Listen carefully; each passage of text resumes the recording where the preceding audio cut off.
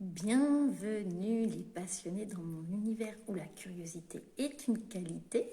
Alors comme vous le savez, les questions ici sont les bienvenues en direct ou en différé. Et puis je serai contente de voir qui est passé par là et donc de voir vos petits coucous, soit en arrivant direct, soit pour la team replay dans les commentaires. Et puis parfois je vous pose des petites questions. Je ne sais pas si ça sera le cas aujourd'hui. Donc n'hésitez pas à me répondre en privé ou en commentaire. Ça me fait toujours plaisir. Bonjour Fred, ah oui, ça fait un petit moment que je te vois sur mon compte et c'est la première fois en live, donc bienvenue. Aujourd'hui, j'avais envie de vous parler d'un sujet qui peut fâcher un petit peu. C'est la positivité dans la spiritualité et surtout, c'est bien d'être positif, hein, en fait, c'est plutôt sympa, mais à quel moment cette positivité peut devenir toxique. Et donc, du coup, comme je le disais en introduction, je vais peut-être un petit peu vous solliciter si vous avez envie de partager avec moi, si vous avez vécu des expériences de ce genre.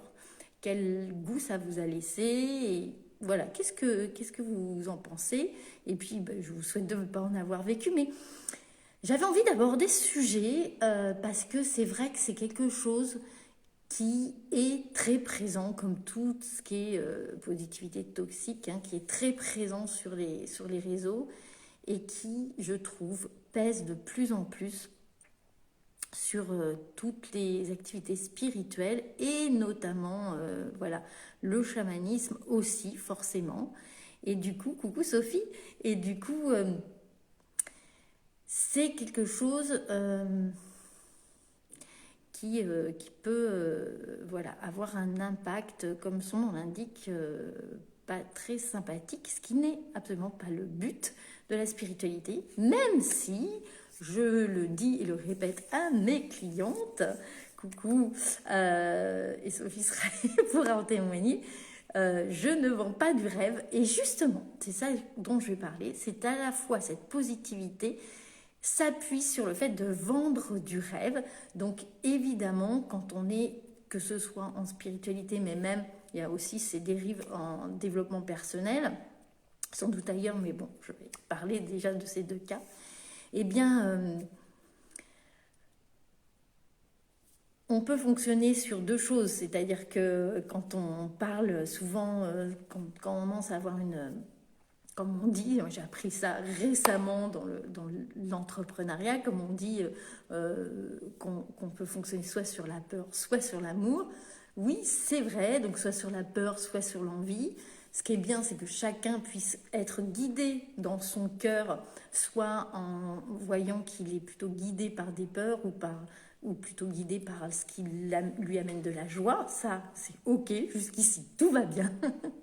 Mais quand on s'en sert pour s'appuyer dessus, moi j'appelle ça les vendeurs de rêve en fait. C'est-à-dire qu'on va vendre de la facilité, on va vendre de l'abondance, on va vendre... et si tu prends pas tout de suite mon accompagnement, eh bien voilà, c'est que tu es drivé par la peur du manque d'argent. Enfin voilà, je le fais un petit peu comme ça à l'humour, mais parfois c'est assez tranché et tranchant. J'ai vu un post comme ça cet après-midi et je me suis dit, tiens, ça serait un des sujets dont j'aimerais parler. Et notamment, moi, les mots qui me font un petit peu tilt, c'est justement quand c'est trop focalisé sur l'abondance. C'est sûr que ça donne envie parce qu'on a tous envie d'abondance dans notre vie. Mais c'est quoi l'abondance en fait? Ça pourrait faire l'objet d'un autre live. À chaque fois que je fais un live, j'ai des petits pops comme ça. Donc j'essaye de me concentrer, parce que j'ai tendance à fonctionner comme ça en arborescence, et de me dire, ah bah tiens, comme je vais faire pas mal de live, ça peut être un petit sujet. C'est quoi l'abondance? Déjà. Et en fait, là, ce qui m'a mis un peu hors de moi, pour vous dire ça, c'est le côté vibration haute. La promesse, c'était, si vous voulez, vibrer, être sur une vibration haute. Alors en soi, on peut se dire ok, parce que effectivement, on a à certains moments de notre vie, si on fait certaines pratiques, si on fait certaines choses, on va être sur des vibrations plutôt hautes. effectivement, est-ce qu'on est fait pour rester tout le temps sur ces vibrations? Je vous encourage à aller voir l'excellent livre qui s'appelle Après l'éveil, la lessive. Rien que le titre en dit beaucoup. Et comme je le disais sur d'autres lives, on n'est pas fait pour rester sur tout le temps des expériences d'éveil, mais on est fait pour mettre les mains dans la matière, sinon on ne se serait pas incarné ici. Donc oui, savoir être sur des vibrations hautes, c'est cool, c'est cool, et c'est une des choses qu'on peut faire avec la spiritualité. Mais juste, moi ce qui me gêne en fait, voilà, ce que je voulais vous partager, c'est ce qui me gêne, c'est qu'on utilise ça comme si c'était une fin en soi de rester sur des vibrations hautes, et comme s'il y avait des gens qui étaient sur des vibrations basses tout le temps, et que berk, et nous, on est sur des vibrations hautes, nous sommes supérieurs. Alors voilà, c'est là où ça vient me chercher sur le fait de pourquoi avoir besoin d'être supérieur, particulièrement en spiritualité. Pour moi, là, il y a une incompréhension du message spirituel, parce que pour moi, la base du message spirituel, c'est que tout est relié, et qu'il n'y a pas des bons et des méchants, et ça sera l'objet aussi d'un autre live. Mais alors là, le côté vibration haute dans le contexte que je viens d'expliquer, pour vendre quelque chose, pour moi, ça pose problème, parce que c'est faire croire aux gens qu'ils vont devenir supérieurs, qu'ils vont être un peu, entre guillemets, des élus, en tout cas qui vont être mieux que les autres, et que eux, ils sauront qu'est-ce qui est bien. Voilà, c'est un peu là-dessus que je voulais venir, parce que c'est vrai qu'il y a plusieurs publications, plusieurs choses que je vois qui me brûlent un peu les yeux comme ça.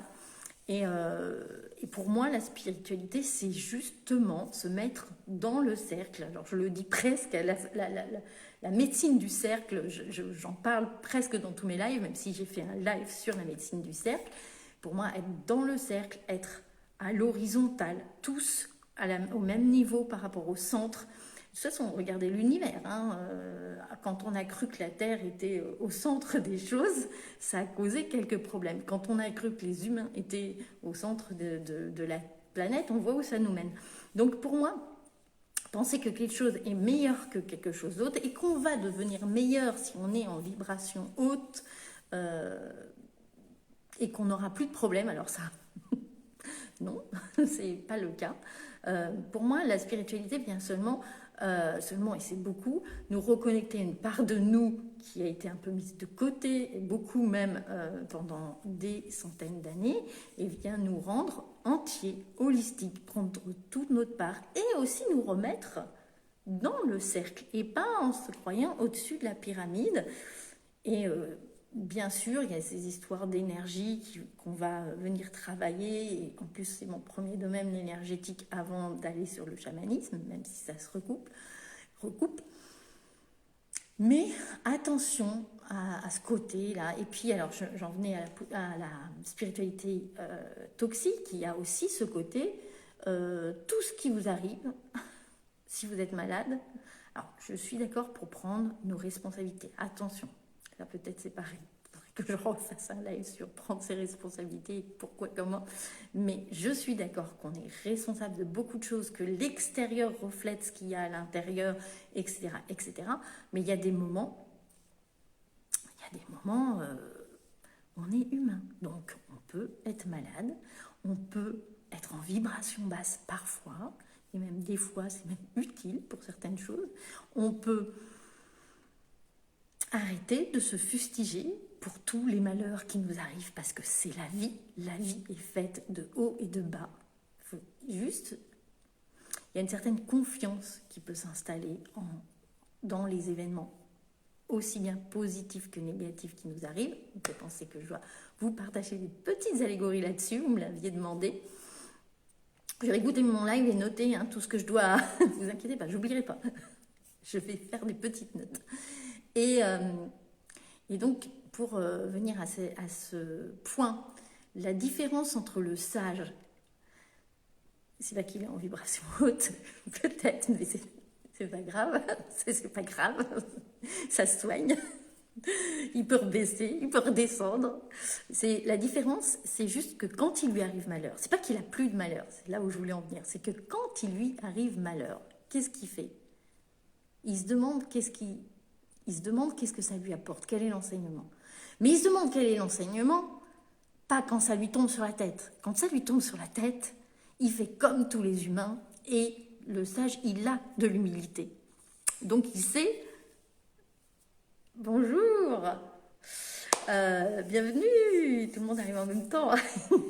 Il a de l'humilité, le sage, et il va pas se dire, oula, j'ai tout compris tout de suite, ou voilà, il va d'abord laisser ses émotions traverser, et s'il a besoin d'aller faire soigner, il va se faire soigner, avant de se dire que c'est de sa faute, parce que ceci, cela. Et si, je veux dire, ça y est, j'ai perdu mon fil, ça m'arrive souvent. Donc il va d'abord prendre, et il va pouvoir intégrer les émotions. Il a le droit d'être triste, il a le droit d'être joyeux, il a le droit de pleurer, d'être en colère, et tout ça c'est ok. Et on peut être en colère parce qu'il nous arrive un malheur, on peut être triste parce qu'il nous arrive un malheur. Je dirais même que si on ne l'est pas, c'est un petit peu inquiétant. Et parfois, d'être toujours dans cette positivité qui devient toxique, c'est aussi de se mettre trop de pression sur la responsabilité, et dans ce cas-là, se croire au centre de tout et se croire que tout ce qui nous arrive, c'est de notre faute. Alors, je le disais, nuance, parce que c'est vrai que quand je fais des lives courts, parfois, j'ai peur de ne pas assez amener de nuance. Mais bien sûr qu'il y a de la nuance, bien sûr qu'on est responsable, bien sûr que c'est bien de prendre sa part, mais de se fustiger, de se culpabiliser, de se dire qu'est-ce que j'ai fait de mal parce que je perds un proche, parce que je suis malade, parce que... Ça, c'est dans un deuxième temps, éventuellement. Mais d'abord, vivez vos émotions.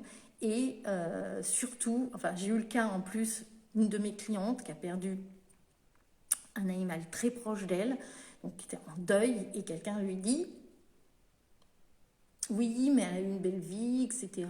Et puis, c'était son temps, il faut que tu acceptes, etc. » Why not? Mais déjà, elle a le droit d'être triste, elle a le droit de demander du soutien, et c'est pas du tout ça qu'elle a à entendre. Donc attention à ce côté spirituel assez toxique que je vois énormément sur les réseaux, et que je commence à voir des gens dire ça à d'autres personnes, et ça c'est un manque d'empathie, quelque part, tout simplement. Et voilà, ne pas se cacher derrière ça. J'espère que j'ai été claire. Je suis fatiguée, je suis rentrée cette nuit. Ceux et celles qui ont suivi mes stories, j'ai mes enfants qui ont fait des très très bons résultats hier dans leur passion, la passion familiale qui est la danse. Voilà, donc je suis un peu fatiguée, et puis j'ai tendance de toute façon à partir dans tous les sens. Donc dites-moi si vous avez bien compris, si vous n'êtes pas d'accord, dites-le moi, c'est ok aussi. Sinon, ça serait triste la vie si tout le monde était d'accord. Et puis, voilà, si ça vous a apporté quelque chose aussi, ce sera aussi sympa. Et si vous avez des expériences comme ça, qui vous ont plus ou moins dérangé, etc. Voilà, je serais curieuse de tout ça, de vos partages là-dessus.